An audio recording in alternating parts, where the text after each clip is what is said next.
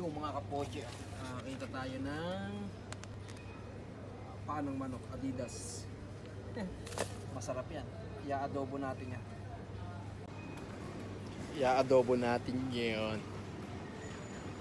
Bili na rin pati tayo ng tubig. Wala na tayong tubig eh. Kagigising lang natin mga kapoche. Kaya ang buhok natin, kita nyo. Parang si Julio eh. No? Bumili rin tayo ng almond mga kapoche. Kukut-kutin natin yan sa bago tayo matulog.